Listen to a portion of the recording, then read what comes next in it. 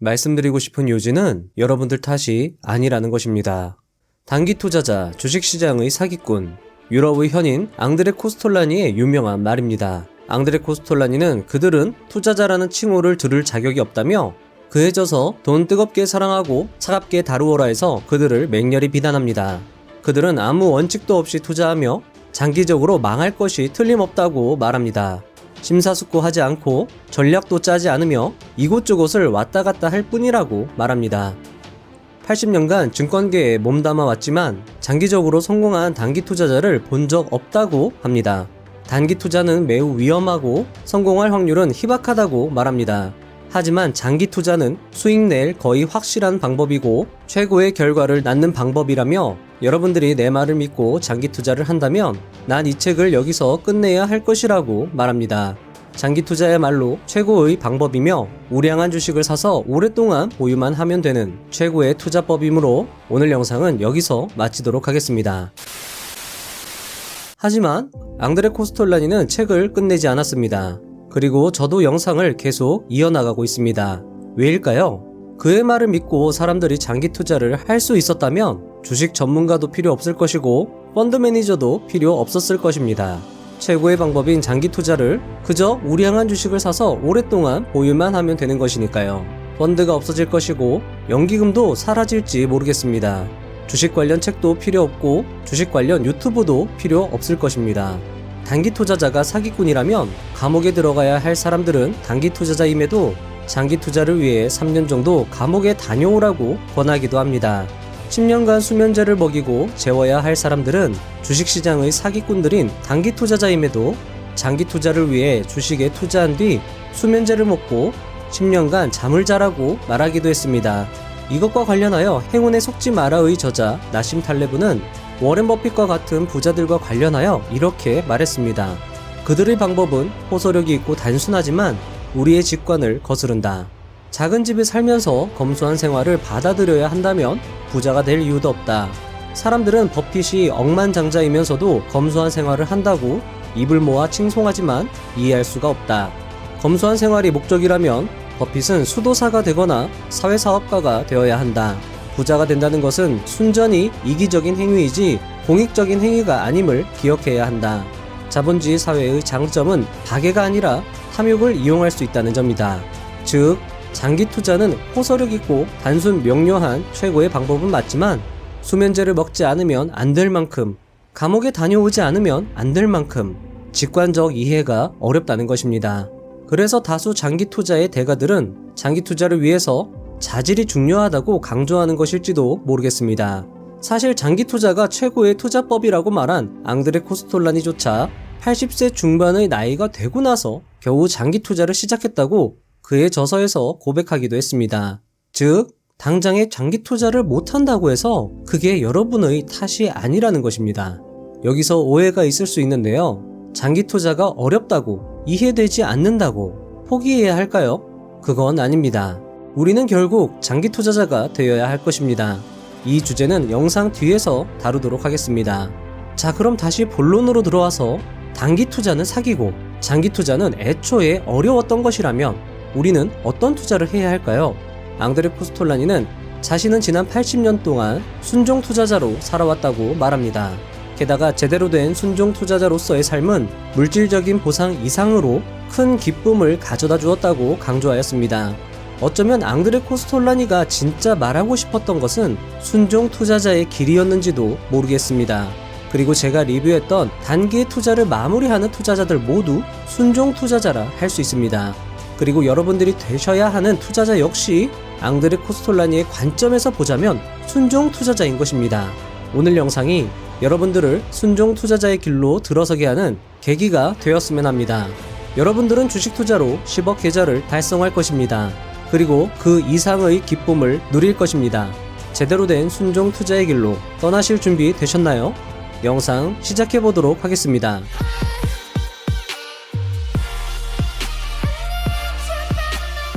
챕터 1. 순종 투자자. 순종 투자자는 단기 투자자와 장기 투자자의 중간쯤에 있다. 구분의 경계는 명확하지 않다.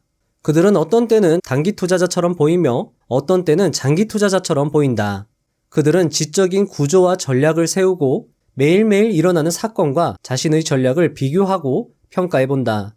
순종 투자자는 옳고 그르든 자신만의 독자적인 아이디어를 가지고 있으며 그들만의 투자 시나리오를 가지고 있다. 이것이 그들을 단기 투자자와 구분짓는 결정적 차이이다. 그들은 주가가 상승할 때 투자하지만 잠시 주가가 하락해도 투자를 금방 포기하지 않는다. 자신의 판단과 위배될 때 비로소 움직인다. 금융 자본가 역시 자기의 주관적인 아이디어와 전략을 따른다. 그 점에서 금융 자본가와 순종 투자자는 비슷하다. 하지만 순종 투자자들은 금융 자본가와 다르게 시세를 움직일 수 있는 힘이 없다. 오직 금융 자본가가 만들어내는 시세의 변동 속에서 이익을 얻을 따름이다. 그들은 자신이 투자한 기업들이 부실해지면 경영진을 바꾸거나 주주총회에 참석하는 대신 그 회사의 주식을 팔아버리고 다른 회사의 주식을 찾는다. 순종 투자자는 상관도 부하 직원도 없으며 사람들에게 구태여 친절하게 인사할 필요도 없고 신경질적인 고객을 달랠 필요도 없다. 그는 시간에 구애받지 않으면서 자기 뜻대로 사는 귀족과도 같다. 대중들과 교류하지 않으며 별 볼 일 없는 일로 손가락을 더럽히지 않는다. 제품에 먼지가 쌓인 창고에 들어가지 않으며 영업사원과 매일 언성을 높이는 일도 없다.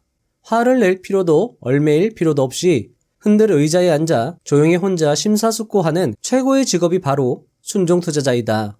그들은 아무 생각 없이 편히 사는 것처럼 보인다. 그래서 많은 사람들의 부러움을 사기도 한다. 하지만 그들은 항상 생각하고 있고 위험 부담을 안고 살아간다.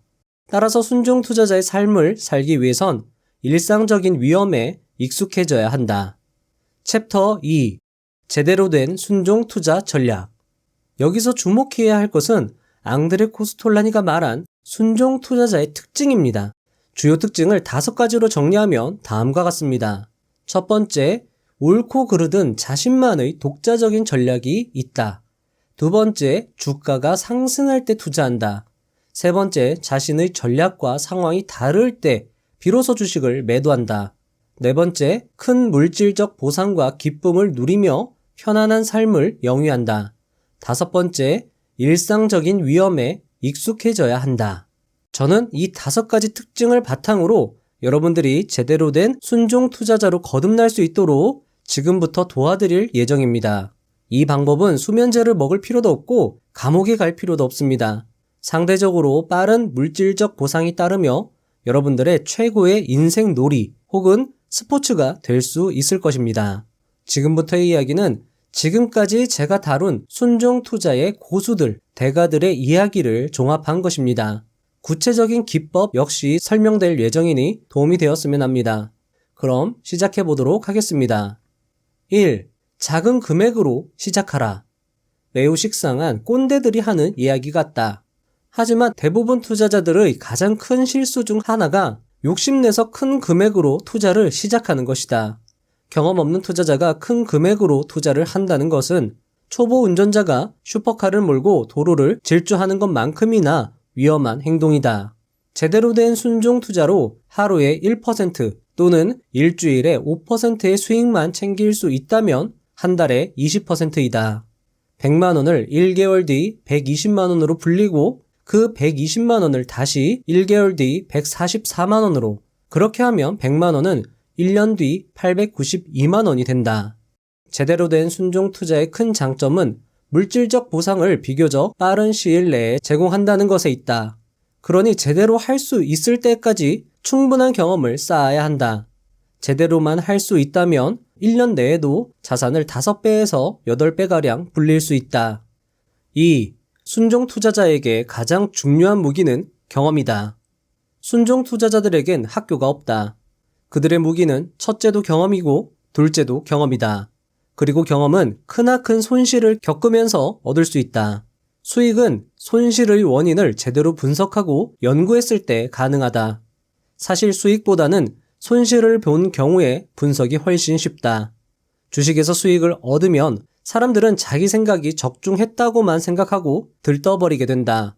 거기서 무언가를 배울 생각은 하지 않는다. 하지만 심각한 손실을 본다면 어떨까? 그때서야 사건의 밑바닥으로 들어가 어디에 문제가 있는지 진지하게 분석해본다. 다시 강조하지만 수익은 손실의 원인을 제대로 분석하고 연구했을 때 가능하다. 3. 사기꾼이 되지 않기 위해서. 사기꾼과 투자자를 가르는 기준은 전략의 유무이다. 앙드레 코스톨라니는 어쩌면 기준과 원칙보다 전략을 더 강조하는 듯하다. 전략을 우리는 보통 매매 시나리오라고 부른다. 30만 원을 45억으로 불린 동강 강민호 투자자는 그의 저서에서 내 투자를 지키는 생명의 논리를 매매 시나리오라고 말했다. 매매 시나리오 작성이란 자신의 기준과 원칙을 상황에 맞도록 녹여내어 구체화하는 작업을 말한다.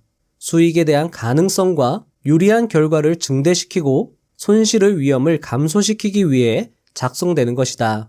매매 시나리오는 매매 전에 작성되어야 한다.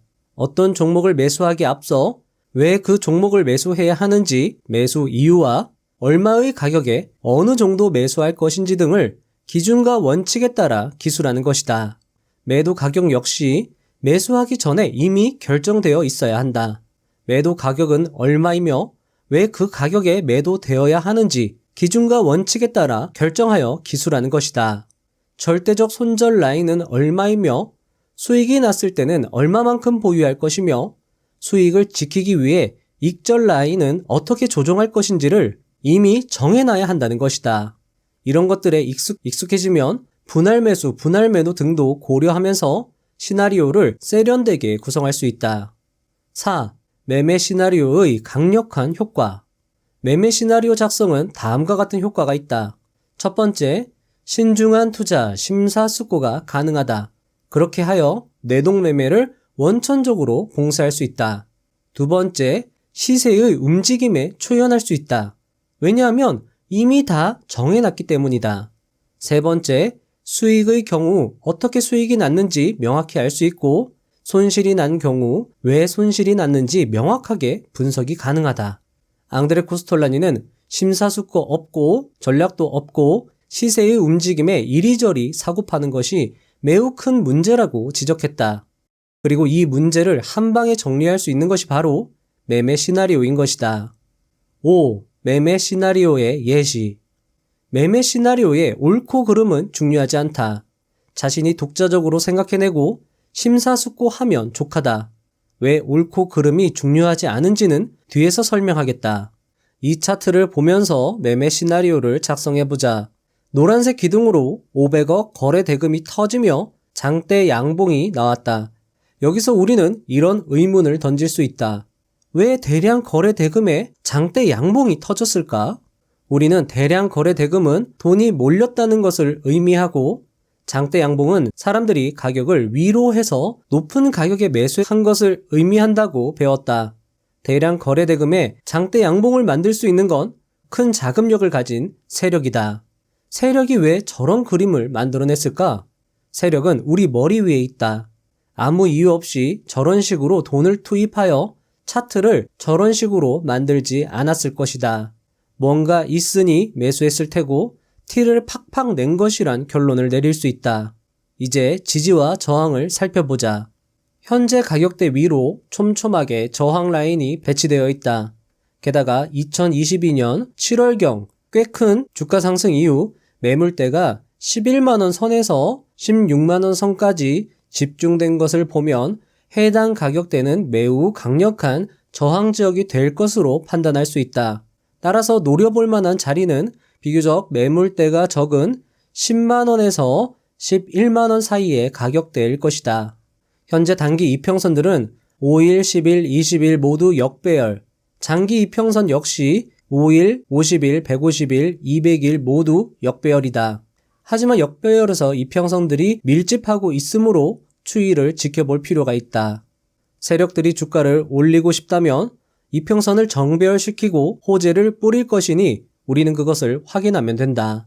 이렇게 심사숙고를 완료했다면 본격적으로 매매 시나리오를 다음과 같이 작성할 수 있다. 돈이 몰리고 있고 높은 가격으로 사려는 세력의 움직임이 있다. 뭔가 이유가 있다는 것이다. 매수 가격 10만원. 이유, 매물대가 적고 그때까지 가격을 높였다면 누구나 욕심내볼 만한 자리다. 익절 가격 11만원.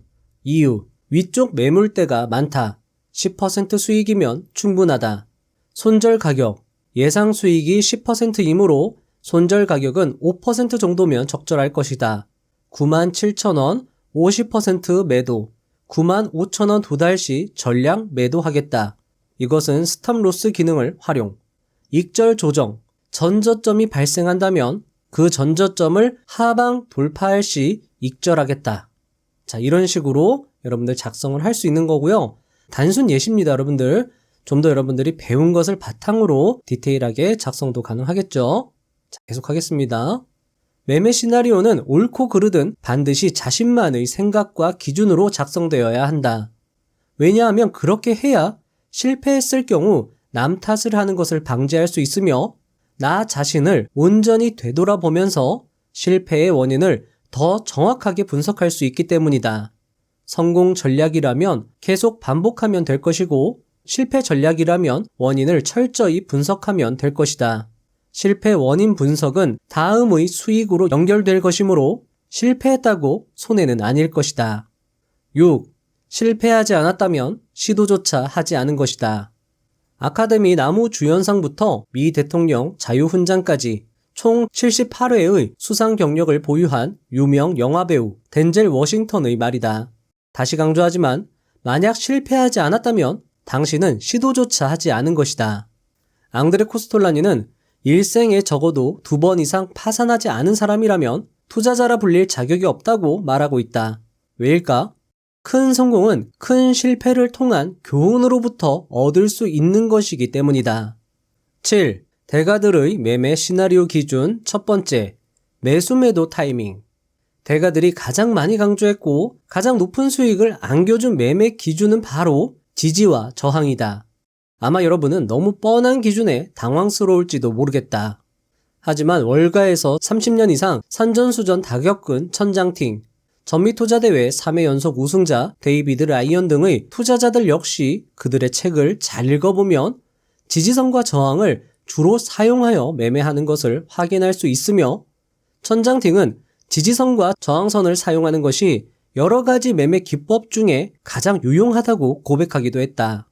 3년 만에 30억을 번 유목민 투자자는 내가 사야 할 지점은 지지선을 깨지 않는 것을 확인했을 때, 내가 팔아야 할 시점은 저항선을 못 뚫고 내려앉았을 때, 이 두 문장은 주 기도문처럼 외워야 한다. 그래야 매도 매수 시점을 대충이라도 가늠할 수 있다. 라고 말했다. 어떤가? 지지와 저항이 다시 보이지 않는가? 지지선과 저항선을 긋는 가장 유용한 방법은 주봉 차트를 활용하는 것이라고 보컬 김영준 투자자는 말했다.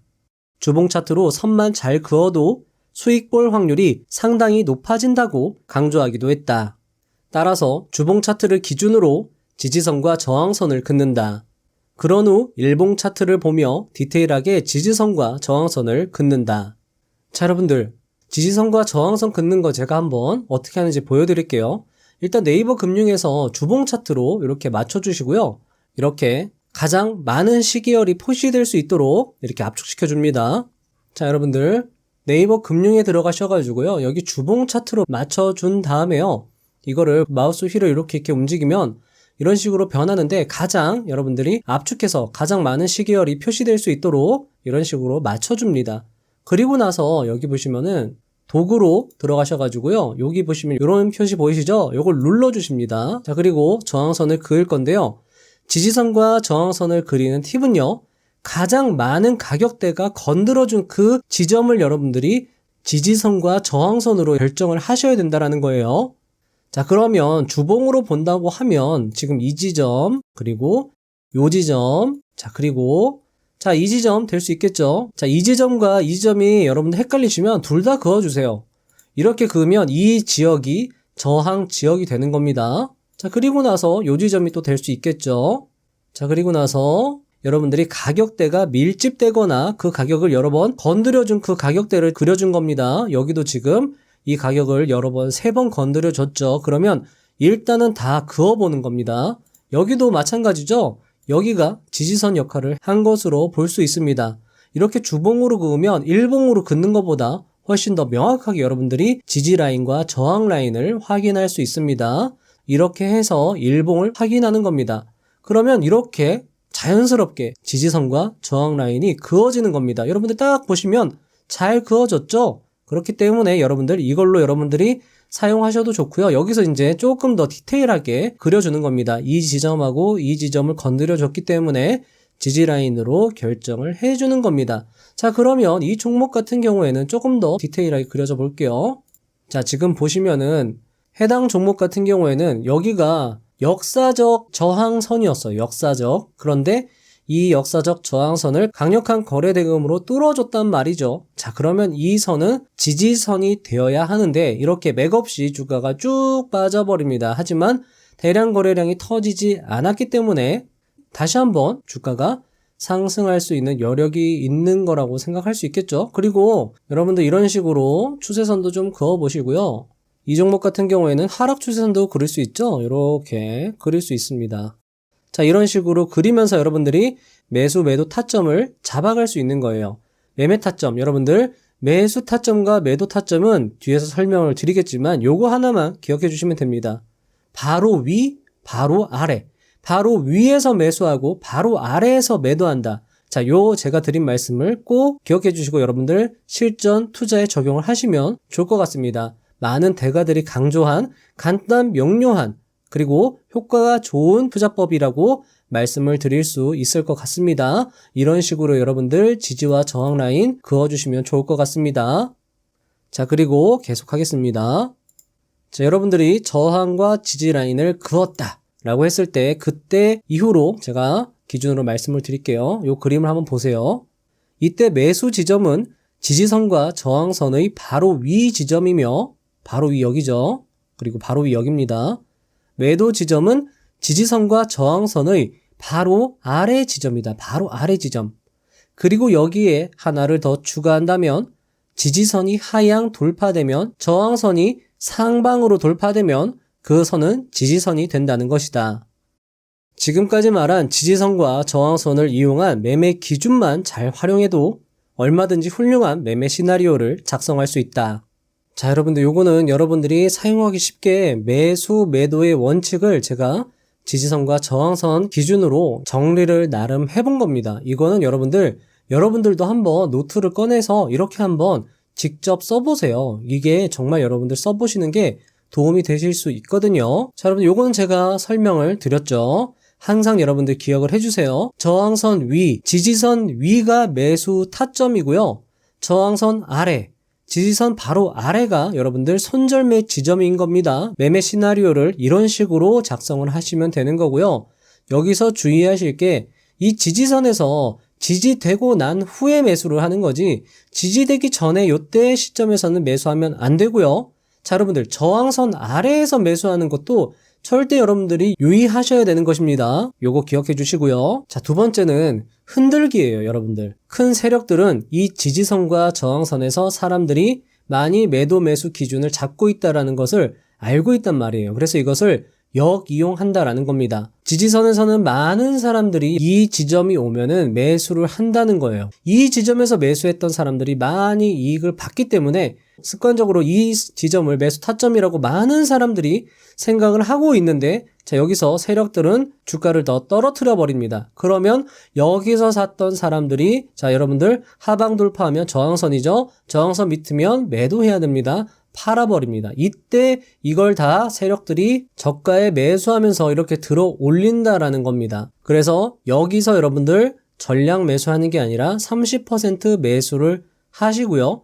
여기서 이렇게 다시 저항선을 형성하고 이것을 상방으로 돌파할 때 나머지 물량을 매수하라고 책에서 강조를 했고요. 이렇게 역사적인 지지 라인, 신뢰도가 높은 이렇게 많이 주가가 닿았던 신뢰도가 높은 지지 라인을 하방 돌파하다가 금세 상방 돌파했을 때는 성공 확률이 매우 높은 자리라고 강조를 했습니다. 10중 8구 성공하는 자리라고 이야기를 할 정도니까요. 여러분들이 여기서 만약에 매수를 하셨다면 뚫는 거 보고 하방으로 뚫는 거 보고 바로 매도를 하셔야 되는 거겠죠. 자, 그리고 좀 더 지켜보다가 다시 위로 뚫는다라고 하면 당연히 다시 이 자리에서 30% 매수하시고요. 여기서 70% 매수하는 그런 전략을 사용할 수 있다라는 겁니다. 저항선도 마찬가지입니다. 여기서 세력들은 울린 다음에 바로 밑으로 떨어뜨려 버릴 수도 있다라는 겁니다. 이 지점을 활용해서 세력들은 손을 털고 나갈 수 있다라는 거죠. 그래서 여기서 30%를 매수하고 다시 이 저항선을 뚫을 때 70%를 매수하는 그런 전략을 많은 투자대가들이 강조를 했다. 여러분들께 한번 말씀을 드리겠습니다. 여러분들도 스스로 한 번씩 써보면서 정리를 해보시면 좋겠죠. 자, 이것도 결국에는 지지와 저항을 활용한 겁니다. 천정형 패턴에서는 이 선이 지지선이 되겠죠. 이 지지선을 하방으로 돌파할 때가 손절매 가격이다. 자, 그리고 주의할 것은 천정형에서는 매수 타점이 나오지 않습니다. 여러분들 여기서 매수하시는 게 아니라는 겁니다. 자, 바닥형 패턴에서는 손절가, 매수가가 나오죠. 이 선이 저항선이 되고요. 이 저항선을 위로 뚫었을 때 바로 위 지점이 매수 지점, 바로 아래 지점이 매도 지점, 이렇게 여러분들이 생각을 해주시면 좋겠습니다. 자, 그리고 여러분들 정말 중요한 거, 저항선을 돌파할 때 거래량은 여러분들 평소 거래량의 최소 40에서 50% 이상 증가한 걸 여러분들이 확인하셔야 된다라는 겁니다. 윌리엄 오닐 같은 기술적 분석의 대가들, 그리고 나머지 기술적 분석 대가들도 마찬가지예요. 어떤 상황의 전환이 발생되기 위해서는 평소 거래량보다 많은 거래량이 발생이 돼야 된다. 그러면서도 어떤 기준이 되는 선을 강력하게 뚫어줘야 된다. 이런 식으로 이야기를 했으니까 여러분들 거래량도 유심히 지켜보셔야 된다는 것 명심하시면 좋겠죠. 그리고 저항선이 위로 촘촘하면 그런 종목들은 매수를 조심하라고 당부하기도 했고요. 자, 큰 손들은 지지선과 저항선을 만들고 이분들이 차트를 만드는 거예요. 그리고 그것을 역이용한다라는 것을 항상 생각하면 여기서 독창적인 아이디어를 여러분들이 만들어낼 수 있다라고 대가들이 조언을 하고 있으니까 이것도 참고해 주시면 좋을 것 같습니다. 8. 대가들의 매매 시나리오 기준 두 번째, 종목 선정. 1단계 전체 시장. 먼저 전체 시장의 흐름을 살펴봐야 한다. 장세가 좋지 않다면 아무것도 매수하지 말고 때를 기다려야 한다. 장세의 좋고 나쁨은 누가 봐도 상승 추세이면 좋은 장세, 누가 봐도 나쁘거나 애매하다면 나쁜 장세이다. 자, 여러분들 요거는 코스피 차트죠? 지금 장세가 앞으로 좋아질지 나빠질지는 아무도 모릅니다. 그리고 사실 지나고 나서 보니까 장세가 좋았구나, 지나고 나서 보니까 장세가 나빴구나 라고 여러분들이 생각하실 수 있을 거예요. 자, 하지만 차트에는 다양한 정보들이 많이 나와 있습니다. 그것을 바탕으로 지금 현재 상황이 어떤 상황이고 우리가 어떤 상황에 도달할 경우에는 이렇게 행동하고 이렇게 상황이 될 때는 이렇게 행동하자라는 시나리오 정도는 작성을 해볼 수 있다라는 건데요. 자, 보시면 예전에 저점을 찍고 코스피가 올라갈 당시에 거래량과 캔들을 여러분들이 유심히 살펴보시면 좋을 것 같습니다. 상승할 때는 말이죠, 계속 종가가 올라가는 걸 확인할 수 있습니다. 종가가 계속 높아지고요. 정상 추세인지 비정상 추세인지 확인하면 되거든요. 정상 추세라는 것은 주가가 상승할 때는 거래량이 증가하고 주가가 하락할 때는 거래량이 감소한다면 지금 현재는 상승 추세에 있겠구나라고 여러분들이 생각을 하실 수 있는 겁니다. 이동평균선이 정배열이라면 더욱 그런 것들의 어떤 신뢰감을 받을 수가 있겠죠. 지금 여기도 보시면은 주가가 이렇게 상승할 때는 평소 대비 예전에 비해서 거래량이 이렇게 증가한 모습을 확인할 수 있습니다. 지금은 어떻죠? 주가가 하락할 때는 거래량이 감소해야지 좋은 건데 거래량이 평소와 대비해서 이렇게 늘어난 모습을 볼 수 있습니다. 그리고 예전과는 다르게 이렇게 큰 장대 음봉도 발생을 했죠. 장대 음봉이 발생했다는 건 사람들의 심리가 낮은 가격으로 더 팔고 싶다, 공포를 반영한 캔들이라고 말씀을 드렸잖아요. 자, 그런데 여기서 거래량이 상당히 많이 발생하면서 짧은 캔들이 발생이 됐습니다. 자, 이것은 세력이 이제 밑에서 받쳐준 겁니다. 더 안 떨어지게 받쳐준 거라고 볼 수 있겠죠. 자, 그리고 나서가 중요할 텐데요. 주가가 상승할 때 거래량을 보시면은 평소와 대비해서 거래량이 줄어든 걸 확인할 수 있습니다. 그리고 주가가 이렇게 빠질 때 다시 거래량이 늘어나는 모습을 확인할 수 있습니다. 이 지점을 우리가 단기적 저항 라인으로 생각을 한다면 이 지점을 올라갔을 때 매수를 우리가 고려를 해볼 수 있는 것이고요. 배운 대로라고 한다면요. 자, 그리고 이 지점을 하방으로 돌파했을 때는 여기가 역사적 지지선이었으니까 이 지지선 바로 위에서 매수를 했다가 코스피가 이렇게 떨어졌다가 이렇게 위로 올라온 요 순간이 매수 타점이지, 요렇게 떨어질 때 요 순간, 요 바로 위의 지점, 지지선의 위의 지점은 매수 타점이 아니라고 아까 말씀을 드렸습니다. 그래서 확인하고 이때 여러분들이 본격적으로 매수를 하던가 아니면은 이 지점을 올라탔을 때 매수를 진행하시던가 이런 식으로 매매를 진행할 수 있는 거고요. 굳이 여러분들이 이 시장에 관계없이 개별 테마가 주도 테마가 돼서 상승하는 종목은 언제나 지금 발생을 하고 있기 때문에 개별 업종이나 개별 종목으로 들어가서 여러분들이 매매를 하실 수도 있는 거고요. 그런 식으로 여러분들이 시나리오를 작성할 수 있다는 겁니다. 시나리오는 여러분들 옳고 그르든 관계없습니다. 남의 말 듣지 말고 여러분들이 스스로 한번 배운 내용을 바탕으로 계획서를 세워보는 거예요. 2단계 업종, 주도 업종이 무엇인지 파악하고 그 종목에서 투자를 진행해야 한다. 주도 업종은 한번 상승 추세에 접어들면 주가가 100% 이상 오르기도 한다. 하지만 주도 업종이 아닌 경우에는 상승 원동력이 약해 대개 20% 수준에서 상승이 멈춘다. 따라서 운 좋게 주도주에 잘 올라탔다면, 주가의 상승세가 급하다면 저점 기준 약 50에서 80% 수익을 기대할 수 있는 것이고, 내가 투자한 종목이 주도주가 아니라고 판명된다면 저점 기준 약 10에서 15%의 수익을 기대할 수 있다는 것이다. 항상 명심할 것은 고점은 세력의 영역이므로 고점을 노려 매도하기보다는 적당히 어깨에서 파는 것이 중요할 것이다. 어느 업종이 주도 업종이 되는지 파악하기 위해서는 항상 시장을 관찰하는 수밖에 없다. 주도 업종은 상보 강도, 즉 시장 대비 주가 상승률이 뛰어난 종목을 말한다. 대부분의 투자 대가, 고수들은 그날의 상한가 종목, 전일 대비 주가 등락률 15% 이상의 종목들을 계속 지켜보는 것을 권하는 것도 이것이 주도주를 찾는 안목을 기르는 좋은 방법이기 때문일 것이다. 자, 여러분들 앞에서 또 중요한 이야기가 나왔는데요. 자, 여러분들 보시면 고점을 노려서 매도하기보다는 적당히 어깨에서 파는 게 중요하다라고 이야기를 드렸잖아요. 보시면은 천정형 패턴에서 매도 지점은 여러분들 여기에요. 어깨 부분이란 말이에요. 이 머리 부분이 아니라는 겁니다. 여러분들도 여기에서 매도하시려고 하면은 머리가 너무 아프실 거예요. 여기서 적절하게 매도를 하셔야 되는 거기 때문에 여러분들, 그래서 매수 타점이 중요합니다. 매수 타점은요, 고점을 만드는 이 천정 패턴에서는 나올 수가 없고요. 바닥형 패턴에서 여러분들이 잡아내셔야 된다는 겁니다. 그래서 이 그림이 중요할 수 있다는 거예요. 매우 기본적인 거지만 이것이 정말 중요하다. 기본이 중요하다. 대가들도 명심하라고 지금 계속 강조하고 있죠. 적당하게 어깨에서 팔아라. 결국 아까 보여드린 그림이랑 같은 내용입니다. 자, 그리고 제가 최근에 블로그에다가 시황을 계략적으로 매일 작성을 하고 있으니까요. 여러분들도 한번 살펴보시면 좋을 것 같습니다. 매일매일 오후 6시나 9시 사이에 업데이트를 하고 있고요.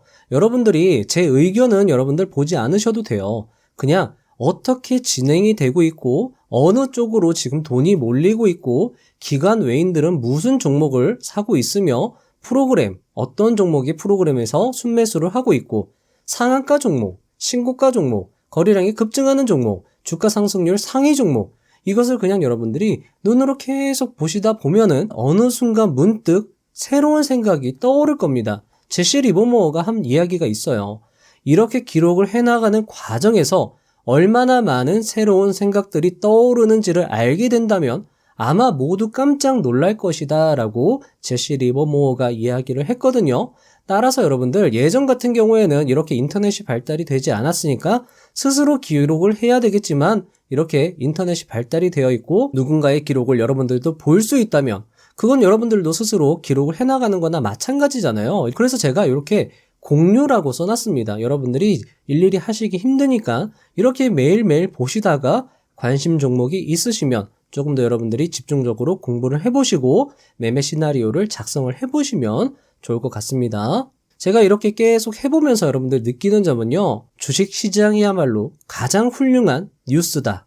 이렇게 저는 말씀을 드릴 수 있을 것 같아요. 그리고 부자에서 카페에 들어가시면 여기에 메일 스터디라고 되어 있는데요. 여기에 제가 시황 읽기를 이렇게 계속 링크를 하고 있고요. 여기 보시면은 뉴스도 이렇게 매일 올려주시는 분이 계십니다. 그래서 여러분들이 매일매일 뉴스, 시황 읽으시고 다양한 분들과 소통하시면서 공부를 해 나가시면 좋을 것 같습니다. 3단계 개별주. 주도 업종이 무엇인지 확인했다면 그 업종 안에서 주도주를 찾아야 한다. 주도주는 해당 업종의 대표 기업 또는 히트 상품이나 특허권, 신기술을 보유한 기업이다. 위 세 단계를 거치면 투자 성공률이 가장 높은 순간에 상승 잠재력이 가장 높은 주식을 매수할 수 있다. 9. 종목도 성향이 있다. 종목마다 각기 다른 성격을 가지고 있다. 어떤 종목은 빠르고 안정적인 반면 어떤 종목은 빠르지만 들쭉날쭉 위험하다.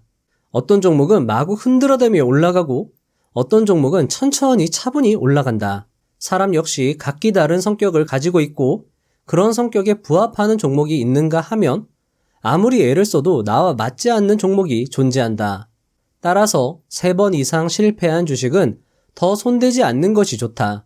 그 종목과는 아예 손절하는 것이다. 나와 인연이 있는, 즉 나에게 수익을 안겨준 주식에 더 집중하여 투자해야 성공률을 높일 수 있다. 10. 대가들의 매매 시나리오 기준 3번째, 익절 기준. 제대로 된 투자를 한다면 시장은 수익이라는 보상을 빠르게 내어준다. 문제는 그 수익을 적당히 실현하지 않으면 시장은 그 수익을 빠르게 회수해 간다는 것이다. 투자자들이 꼭 명심해야 할 것은 고점에 연연하지 말아야 한다는 것이다. 팔고 나면 더 올랐다고 실망하는데 절대 그럴 필요 없다. 계획대로 수익을 냈다면 충분히 훌륭한 투자를 한 셈이다. 투자자들이 실패하는 가장 큰 이유는 손실이 났을 때 원금을 회복하고 싶어 손절 가격에서 머뭇거렸을 때, 계획한 수익이 났음에도 더 많은 수익을 내고 싶어 익절 가격에서 머뭇거렸을 때일 것이다. 주식 투자의 지혜 천장팅은 매도 지점에서 가장 중요한 기준은 자신의 판단이라 말했다. 그는 내가 이 주식을 가지고 있지 않았다면 지금 매수할까? 라는 질문에 아니오라고 답한다면 그 주식은 바로 매도해야 한다고 말하고 있다. 일단 매수 후 주가가 올랐다면 당신이 해당 종목에서 수익 낼 확률은 매우 높다 할 것이다. 어쩌면 그 종목이 당신이 마음에 들었을지 혹은 그 종목과 인연이 있었을지도 모르겠다. 어쨌든 첫인상이 좋았으니 그 종목에서 유종의 미를 걷어내야 할 것이다. 익절 매도 지점은 단기 박스권 변동성의 지지선 바로 아래 지점 또는 5일, 10일 이동평균선을 하방 돌파하는, 즉 단기 이평선의 바로 아래 지점이 될 것이다. 또는 볼린저 밴드의 하단선이 꺾이는 지점 또는 일중 강도 지표의 상승 추세선을 하방으로 돌파하는 지점이 될 것이다. 만약 당신이 직장인이라면 자동 매매 설정으로 근무 시간 중에도 대응할 수 있다. 매매 시나리오 작성 후 자동 감시 주문으로 얼마든지 근무 시간 중에 매매를 할 수 있으니 참고하길 바란다. 결국 매매의 기준은 익절이든 손절이든 큰 틀에서는 변함이 없다. 단기, 중기, 장기, 지지선과 저항선 아래에서 매도하면 되는 것이다. 좀 더 고급지게 표현하자면 단기 변동성을 아래로 돌파하면 그때 매도하면 되는 것이다. 11. 수익을 보존하는 현명한 방법, 스탑로스. 많은 대가들이 이 기능의 사용을 적극 추천한다. 왜냐하면 사람들의 의지력, 마인드는 의외로 대단하지 않기 때문이다. 경험 많은 고수나 대가들조차도 말이다. 각 증권사별로 제공하는 자동 매매 주문을 활용하면 수익을 현명하게 보존할 수 있다. 키움증권 HTS를 기준으로 설명을 하자면 잔고를 선택하고 감시 조건을 선택한다. 감시 조건은 매입가 대비 몇 퍼센트 수익이 났을 때 매도할지를 설정하는 이익 실현 기능, 목표 이익 몇 퍼센트에 도달하지 못했지만 그 이하의 수익에 익절할지를 설정하는 이익 보존 기능, 매입가 대비 몇 퍼센트 손실에 도달했을 때 손절할지 설정하는 손실 제한 기능이 있다. 물론 몇 퍼센트 뿐만 아니라 가격을 직접적으로 기입하여 익절손절을 결정할 수 있기 때문에 매우 유용하다고 할 수 있다. 자, 여러분들 이거 외에도 여러분들이 매수할 때도 자동 감시 매수 주문을 넣을 수 있거든요. 그러니까 어떤 특정 가격대에 도달했을 때 매수를 하고 어떤 특정 가격대에 도달했을 때 매도를 하겠다. 이런 식으로 여러분들이 다양하게 설정을 할 수 있기 때문에 매매 시나리오만 갖춰진다면 여러분들 매수 매도하는 거는 다 이 증권사 HTS를 통해서 설정을 해놓을 수 있다라는 겁니다. 이익 실현과 이익 보전, 손실 제한까지도 다 설정할 수 있으니까 여러분들 활용하시면 좋을 것 같습니다. 12. 마인드보다 중요한 것이 환경 설정. 아무리 좋은 기준과 원칙, 전략도 실행되지 않으면 무용지물이다. 단기 투자로 200억의 자산을 모은 보컬 김용준 투자자는 원칙은 세우는 것이 중요한 것이 아니라 지키는 것이 중요하다라고 그의 저서를 통해 강조했다. 하지만 아무리 지키려고 해도 잘 안 되는 게 사람 마음이다. 사람은 환경에 지배된다는 말을 들어봤을 것이다. 따라서 기준과 원칙을 지킬 수 있는 환경을 설정하는 것이 매우 중요하며 HTS나 MTS의 자동 주문 기능을 활용하는 것이 탁월한 선택이 될 수 있다. 13. 가장 훌륭한 재료는 실적 또는 실적 기대감이다. 장기 투자 혹은 가치 투자에서는 실적이라 부르고 순종 투자에서는 이것을 재료라고 부른다. 주가는 결국 실적을 추종한다는 것은 모든 투자 기법에 적용되는 말일 것이다. 하지만 앙드레 코스톨라니의 책을 보면 실적과 관련된 이야기를 찾아보기 어렵다. 오히려 그는 실적 발표를 보고 투자하지 말라고 권고하기도 했다. 왜냐하면 주가는 대부분 실적보다 먼저 움직이기 때문이다. 사실 재료라는 것도 매우 주관적인 관점에서 판단되는 것이므로 초보 투자자에겐 난해한 개념일 수 있다. 하지만 앙드레 코스톨라니의 위대한 공식으로 우리는 재료 판단의 부담을 조금 덜 수 있다. 돈 플러스 심리는 추세. 추세는 기본적 분석의 대전제이다. 기술적 매매의 아버지라 불리는 제시 리버모어는 추세를 따르라. 한번 형성된 추세는 거역할 수 없는 힘이 있다. 라는 유명한 말을 남기기도 했다. 아마 순종 투자자 치고 추세를 무시하는 사람은 없을 것이다. 추세를 따르라 라는 말은 앙드레 코스톨라니의 공식에 따라 추세를 돈과 심리로 치환하게 되면 돈과 심리를 따르라 라는 말로 바꿔 말할 수 있다. 주식시장에서 가장 정직한 것은 돈이다. 주식시장에서 돈은 주가 곱하기 거래량인 거래 대금으로 치환이 가능하다. 그리고 심리는 캔들의 모양으로 표현된다고 할 수 있다. 거래 대금이 크다는 것은 누군가가 그쪽으로 큰 돈을 쓰고 있다는 것을 의미한다. 장대 양봉은 더 비싸게 사려는 탐욕, 장대 음봉은 더 낮게 팔려는 공포를 의미한다고 할 수 있다. 그래서 많은 투자 고수들이 장대 양봉의 대량 거래 대금은 추세의 시작이라는 말을 하는 것이다. 따라서 우리가 재료를 판단할 수 없어도 장대 양봉의 대량 거래 대금이 발생했다면 그것 자체를 좋은 재료로 삼을 수 있다는 것이다. 반대는 어떨까? 장대 음봉의 대량 거래 대금 혹은 짧은 캔들의 대량 거래 대금이 발생했다면 그것 자체를 위험 재료로 삼을 수 있다. 재료는 예측의 영역이다. 재료를 확인했다면 이미 늦었을 수도 있다. 하지만 돈과 심리는 확인의 영역이다. 돈과 심리는 차트에 표시된다. 추세는 예측하는 것이 아닌 따르는 것이다. 따라서 돈과 심리를 따르는 것이 성공적인 투자의 지름길일 수 있다. 14. 그 밖에 명심할 말들. 손절매, 손절매, 손절매. 한꺼번에 너무 많은 종목을 보유하지 말라. 감이 좋지 않으면 발을 빼라. 매수가는 잊어라. 잦은 매매를 피하라. 물타기를 하지 말라. 수익이 손실로 변하게 하지 말라. 친구 말고 시장을 따라가라. 매도 지점에서 주저하지 말라. 너무 싸다는 이유로 매수하고 너무 비싸다는 이유로 매도하지 말라. 반드시 계획대로 실행하라. 특정 주식에 중독되지 말라. 우리 생각은 언제라도 틀릴 수 있다. 이 말들은 천장팅의 저서 주식 투자의 지혜에 나오는 소제목을 열거한 것이다. 소제목만 열거했을 뿐인데도 명언 모음과도 같다. 아직 주식 투자의 지혜를 매수하여 보유하고 읽어보지 않았는가?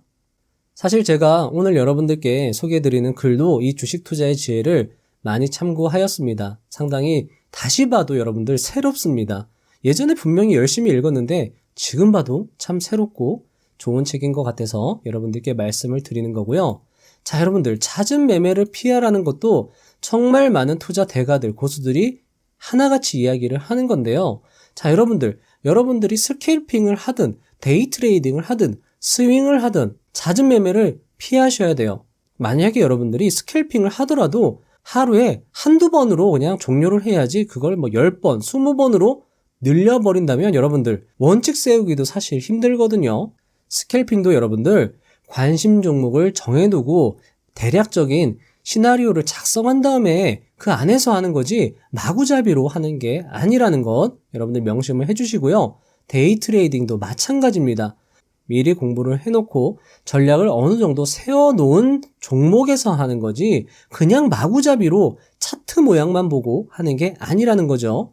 스윙도 마찬가지고 장기 투자도 마찬가지입니다. 하지만 장기 투자는 이렇게 잦은 매매를 할 수 없으니까요. 가장 확률이 높고 수익을 많이 줄 것 같은 그 부분에서 딱 한 번의 투자로 마무리를 지을 수 있도록 그리고 그 한 번의 투자로 여러분들이 비중을 실어서 수익률은 비록 낮더라도 큰 수익을 낼 수 있도록 노력을 하시면 좋을 것 같습니다. 잦은 매매에 따른 수수료는 무시할 수 없을 수 있어요, 여러분들. 15. 자신만의 노하우. 장기 투자든 단기 투자든 매매 지점을 선택하는 방법이 있어야 한다. 중요한 것은 어떤 방법인가가 아니라 방법이 존재하는가다. 자, 여러분들 이거 다시 한번 말씀드릴게요. 중요한 것은 어떤 방법인가가 아니라 방법이 존재하는가다. 이 방법은 자신의 성향과 맞아야 한다. 기본적 분석, 기술적 분석, 다우 이론, 엘리어트 이론, 볼린저 밴드 이론, 캔들 이론 등 어떤 방법을 사용하든 상관없다. 명확한 자신만의 방법이 존재해야 한다라는 것이다. 명확한 자신만의 방법을 찾아가는 길은 멀고 험난하다. 그 길이 쉬웠다면 백만장자가 넘쳐날 것이다. 중요한 것은 어떤 방법인가가 아니라 맞고 틀리고가 중요한 게 아니라 여러분들만의 방법이 존재하는가? 이게 중요하다라는 겁니다. 16. 좋은 매매 방법은 쉽고 명확하다. 자신의 성격에 잘 맞는 방법이라면 실전 투자에 적용할 때 물 흐르듯이 자연스러워야 한다. 어느 시점에서 매수하고 어느 시점에서 매도할지 명확해야 한다. 결정을 내릴 때 복잡하고 억지스러운 느낌이 든다면 무언가 잘못되었다는 것이다. 17. 충분히 경험을 쌓았다면 자신을 믿어라. 경험이 쌓일수록 자연스럽게 지금이다 라는 직감이 생기기 마련이다. 이것은 단순한 직감이 아니라 경험의 산물이라 할 수 있다. 이런 경험적 직감은 많은 수업료를 지불한 후에나 생기는 법이다. 많은 경험을 쌓았다면 이제는 자신과 자신의 감을 믿을 때이다. 18. 자신감을 가져라. 최선을 다해 집중하고 노력하면 무엇이든 할 수 있다. 주식시장을 이해하고 배울수록 그 과정에서 얻는 즐거움이 커질 것이다. 아는 만큼 보이고 보이는 만큼 즐길 수 있다. 주식시장에서 제대로 된 순종 투자를 할 수 있다면 즐거움으로 끝나는 것이 아니라 경제적 이익까지 얻을 수 있다. 19. 앞으로 넘어져라. 수익은 실패의 분석으로 만들어진다. 따라서 여러분들이 제대로 된 수익을 내기 위해선 제대로 된 실패가 우선적으로 선행되어야 한다. 하지만 실패는 고통스럽다. No pain, no gain. 고통 없이 얻을 수 있는 건 없다. 덴젤 워싱턴의 이 조언이 여러분들을 위로해 줄 것이라 확신한다. 정말 진실을 알고 싶다면 말씀드리겠습니다. 저는 알게 되었습니다. 위험을 감수하지 않으면 가치 있는 것을 얻지 못한다는 것을요. 아무것도요. 넬슨 만델라는 말했습니다. 큰 일에 도전하지 않고 만족하며 가능성을 외면한 채 그저 타협한다면 열정은 존재할 수 없다고요. 저는 확신합니다. 무엇을 하면서 삶을 살아갈지 결정할 때 사람들은 여러분들께 확실히 해두라고 말할 겁니다. 실패했을 때 뒤에 기댈 곳이 있는지 말이죠. 하지만 저는 이런 조언을 이해할 수 없습니다. 무언가 기댈 곳을 찾는다는 것을요. 만약 제가 실패한다면 저는 어떤 곳에도 기대고 싶지 않습니다. 차라리 앞으로 넘어지겠습니다. 그렇게 한다면 적어도 내가 어디서 넘어졌는지는 볼 수 있으니까요. 앞으로 넘어지세요. 다음과 같은 의미입니다. 레지 잭슨은 선수 생활 동안 2600번의 삼진을 당합니다. 야구 역사상 가장 많은 삼진 아웃 기록입니다. 하지만 삼진 기록에 대해서는 들어보지 못했을 겁니다. 사람들은 오직 홈런 기록만 기억하죠. 앞으로 넘어지세요. 토마스 에디슨은 1000번의 실험에서 실패했습니다. 알고 계셨나요?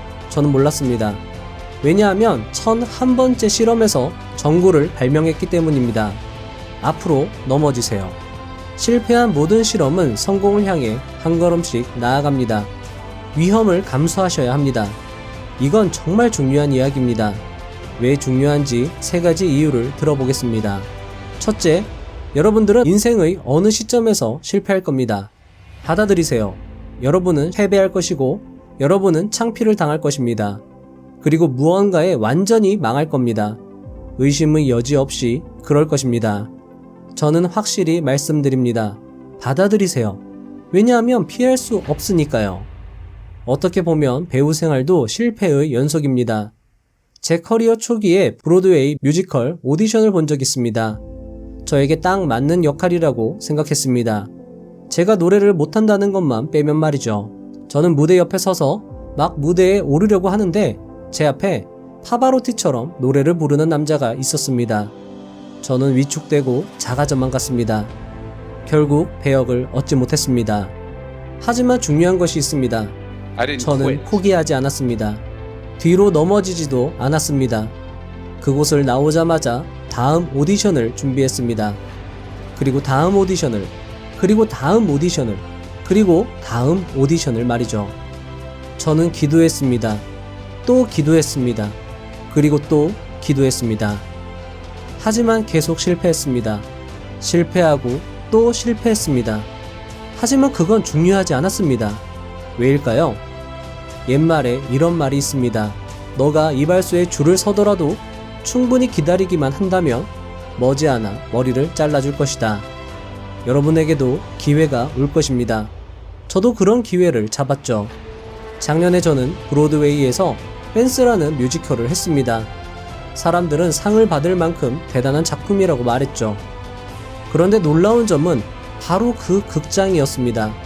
제가 30년 전 오디션에서 떨어졌던 그 극장이었죠. 중요한 것은 이 이야기를 듣고 있는 여러분들은 성공을 위한 기본 소양과 재능을 갖췄다는 것입니다. 하지만 실패할 깡과 배짱, 용기가 있습니까? 실패에 대한 저의 두 번째 의견입니다. 만약 실패하지 않았다면 당신은 시도조차 하지 않은 것입니다. 다시 말씀드리겠습니다. 만약 실패하지 않았다면 당신은 시도조차 하지 않은 것입니다. 제 와이프가 멋진 말을 해주었습니다. 당신이 가져본 적이 없는 것을 얻으려면 결코 해본 적이 없는 일을 해야 한다. 이것을 꼭 기억하세요. 연구차 뒤에 이삿짐차가 따라가는 것을 여러분들은 절대 볼 수 없을 것입니다. 다시 말씀드리겠습니다. 연구차 뒤에 이삿짐차가 따라가는 것을 절대 볼 수 없을 것입니다. 죽을 때 아무것도 가지고 갈 수 없습니다. 이집트인이 시도했었지만 그들이 가져간 것을 모두 도둑맞고 말았죠. 그럼 질문입니다. 여러분이 가진 걸 어떻게 활용할 것입니까? 얼마나 많이 가지고 있는지를 말하는 것이 아닙니다.